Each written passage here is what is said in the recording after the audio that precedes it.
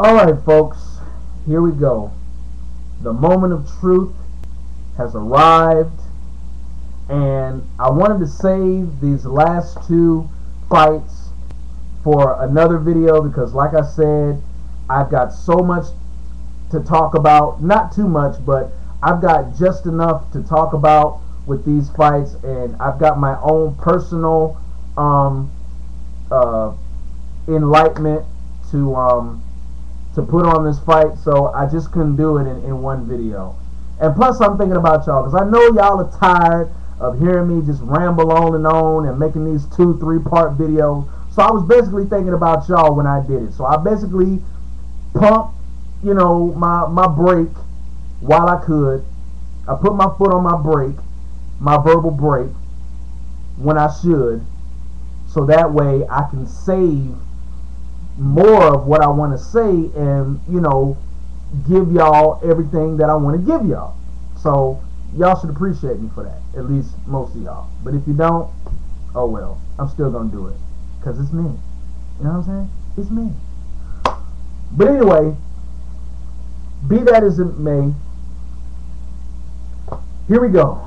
Okay, composure. Let me get myself together. Alright, here we go. Co-main event, of the evening. Forrest Griffin versus Mauricio Shogun Rua 2. If y'all catch the pattern here, and if y'all read between the lines, both of these two main events are actual rematches. If you have vast knowledge of MMA, that is. But Forrest Griffin versus Shogun Rua 2,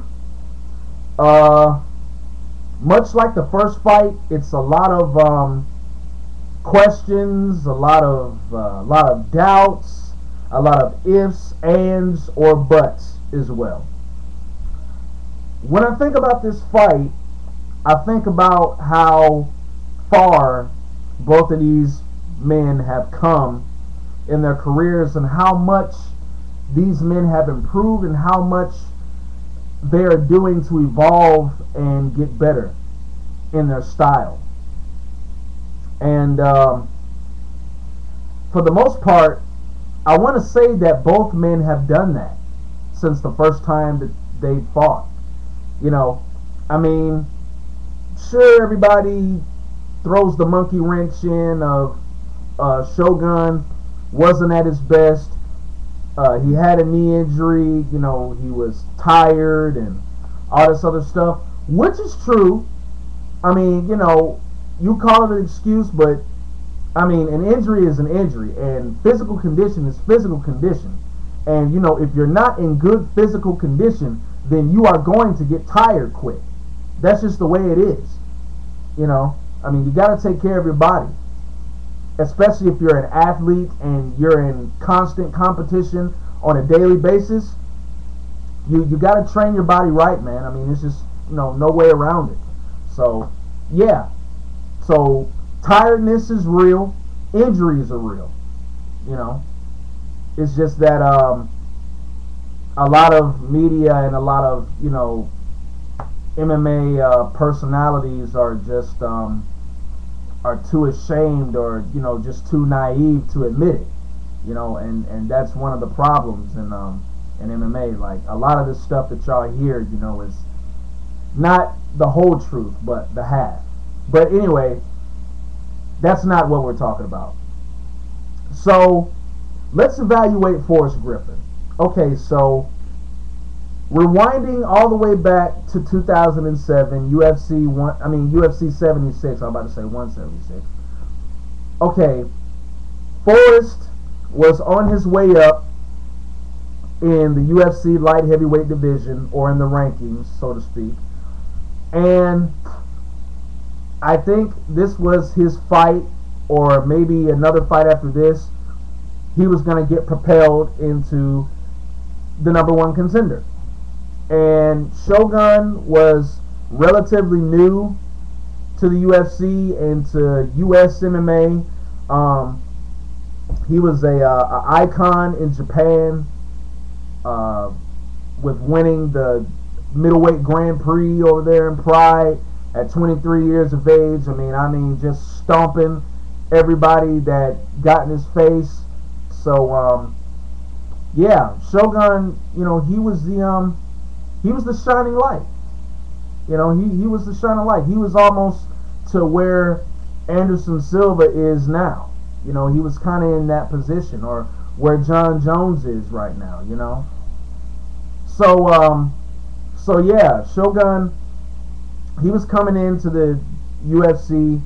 First fight, Forrest Griffin. Everybody knew him as the original Ultimate Fighter and everything. And he was known for having wars with everybody. Where there was blood and just all of this gory, graphic stuff that went on. He was just known as a real physical, tough guy. And Shogun was just built as this guy that was basically going to come and basically just rip him apart. But the element of surprise, the beauty of the element of surprise. Little did we know that Shogun would get exposed in that fight, being that he was the guy that was supposed to beat Forrest. He got tired close to the second to third round. Like I said, he was already injured, or I think he got injured coming into the fight, and that played a big role. And basically, Forrest was just able to take advantage of it. He got the takedowns, he got the mount position, was able to clog him, from the mount. Basically, beat on him, with the ground and pound, and eventually, Shogun just got so exhausted to the point where, he just became vulnerable, and he gave up his back. Shogun got the rear naked choke, tap tap, match is over. Forrest Griffin shocks the world, gets boosted up to the #1 contender, went and fought Quentin Rampage Jackson, and of course y'all know how that went down. Okay, so now evaluating Shogun. So a couple of years pass after that. Shogun returns to the UFC February of 2009, January or February, I think that was, February of 2009. He fights Mark the Hammer Coleman, a rematch from Pride.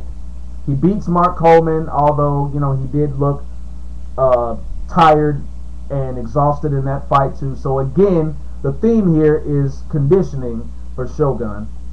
So once again, he was in bad condition, but he was still able to persevere and beat Mark Coleman. He TKO'd him.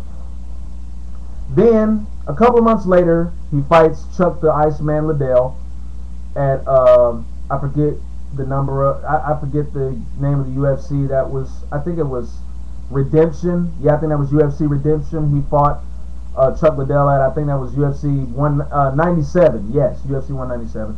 He fought Chuck Liddell, and he beat Chuck Liddell, and he looked in great condition in that fight. Just looked fluid. He was light on his feet. He used his leg kicks, and he set up his punches with his leg kicks. Even showed some submissions. Got a little leg lock there for the moment before he was able to knock Chuck Liddell out and win that fight. And then from that fight, of course, the ominous Lyoto Machida series came about. The first fight, we all know how that went down. I don't even got to say that. But the second fight, he redeemed himself and was able to knock Lyoto Machida out.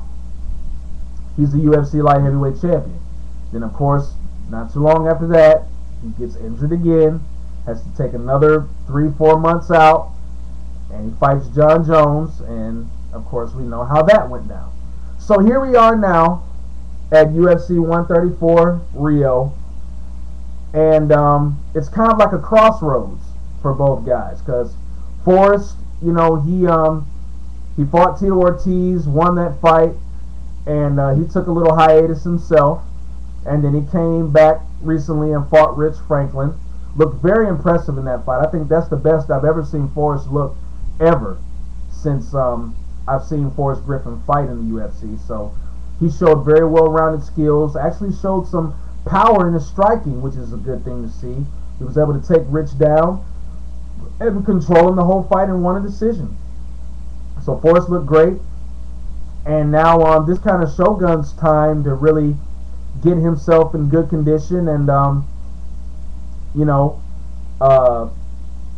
really see where he stands and if he's really worthy of getting another shot at the UFC light heavyweight title. I mean, he says he wants to, but you know, as the old cliche goes, there's a difference between saying and doing. But I believe that Shogun can do it. All he needs to do is just, you know, keep his body right, you know, just make sure that he doesn't do anything in the fight that will allow him to get tired as quick as he has in his past couple of fights. And just, you know, go out there and just be well-rounded. I mean, he's got the well-rounded skill. He's a jiu-jitsu black belt. He's got stellar Muay Thai skills. So, you know, he has all the abilities to beat Forrest Griffin. The only part that concerns me in this fight is Forrest using that size. I mean, because he is a huge man. I mean, like 6'3", you know, walks around like at 240 something. So the dude is just he's just a mountain pretty much. So the only thing that concerns me in this fight is what's going to happen if the fight hits the ground. You know, is Shogun going to be able to scramble from underneath Forrest Griffin in the mount and sweep him and possibly look for those leg locks or either get that rear naked choke or arm bar or whatever the case may be? You know, or could he scramble and get back up to his feet? I mean, who knows? That's the only concern I have with Shogun in this fight, is what's going to happen when the fight hits the ground. And if it is on the ground, will Shogun get tired? Will he sap all of that strength from trying to escape Forrest Griffin's submission attempts or escape him trying to pound on him you know, throughout the fight? I mean, that's the only part that concerns me. Now, standing up, it's pretty much even. I mean, you know, Forrest Griffin, he has good leg kicks, and from what I saw in that Rich Franklin fight, you know, he's generated some power in his hands. So, you know, that's, you know, kind of concerns me too. You know, he's really sharpened his technique. But you know what though? I'm just gonna go ahead and go against the grain like I always do. I'm gonna put it like this. Like I said on my show, I expect Forrest to win the fight because, to be honest, say what you want, he's beaten Shogun before. So, you know, he's going to have a lot of confidence, and, you know, he's going to believe that he can use the same stuff that he did in the first fight, although it'll probably be with a different twist, to beat Shogun. What Shogun needs to do is he just needs to be quicker than Forrest. He just needs to use those leg kicks, move around, you know, move his head, throw combinations, and, you know, just basically, you know, just try to be quicker. You know, just be quicker and, you know, put that pressure on Forrest. And that's basically it. I mean, if he could just use his quickness and his stand-up and basically just try to escape the mount positions and all the positions that Forrest is going to put on him on the mat, then Shogun will do just fine. You know, if he can do that, I believe he'll win the fight. So with that being said, I'm going to pick Shogun to win this fight. I believe he can beat Forrest. I believe he's going to be quicker. And I believe him working with Rafael Cordero in Huntington Beach. I think Cordero has showed Shogun different techniques and different sequences that he can use to be faster than Forrest and to get off his strikes a lot quicker too in the fight. And I'm pretty sure he's worked with him on the ground, obviously. So, I give Shogun a chance. I think Shogun can do it, and I'm going to pick him by KO. And I say it'll probably happen somewhere in the third round. Okay.